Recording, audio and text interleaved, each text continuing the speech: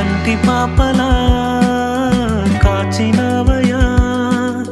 చంటి పాపను మోసినట్టు మోసినవయా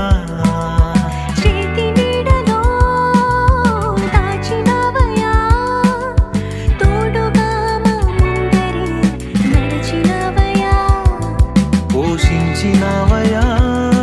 బలపరచినవయా